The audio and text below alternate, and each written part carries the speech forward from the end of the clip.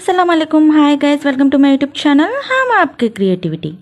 today my mini vlog వచ్చేసరికి దోసలోకి పల్లీల చట్నీ దానికి కావాల్సిన ఇంగ్రీడియంట్స్ పల్లీలు కొంచెం చింతపండు టమాటా పచ్చిమిర్చి 4 వెల్లుల్లి రెప్పలు ఫస్ట్ పాన్ లో పల్లీలు వేసేసుకొని బాగా రోస్ట్ చేసేసుకోండి అటు ఇటు కదుపుతూ ఆ తర్వాత ఒక ప్లేట్ లో తీసి పెట్టుకోండి చల్లగా అయిన తర్వాత దాని పొట్టు తీసేయాలి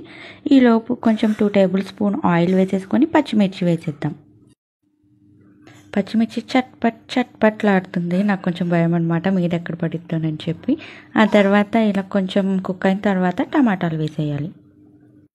ఇంకా ఇవి ఇలా కుక్ అవుతూ ఉంటాయి ఈ లోపు ఇందాక మనం తీసి పెట్టుకున్న పల్లీలన్నీ పొట్టు తీసేద్దాము నీట్గా ఈ విధంగా క్లీన్ చేసుకున్న తర్వాత జార్లో వేసి గ్రైండ్ చేసేసుకోవాలన్నమాట అండ్ ఇవి కూడా కొంచెం చల్లారనివ్వండి ఎందుకంటే వేడివేడిగా వేస్తే తిప్పడం కొంచెం కష్టం అవుతుంది కష్టం కాదు కాలిద్దన్నమాట తగినంత సాల్ట్ వేసేసుకొని ఒకసారి తిప్పేయండి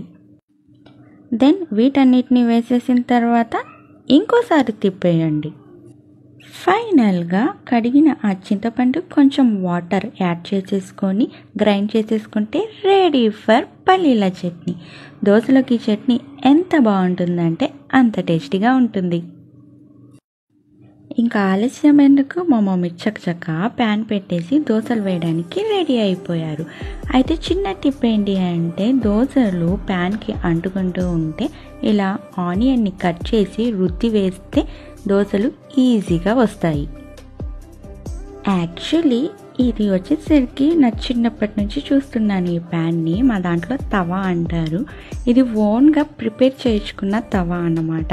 అందుకని మా అమ్మ దీని మీదే వేస్తారు అండ్ అది స్ట్రాంగ్గా కూడా ఉంటుంది నాన్ స్టిక్ ప్యాన్ కూడా అప్పుడప్పుడు యూస్ చేసిద్ది అనుకోండి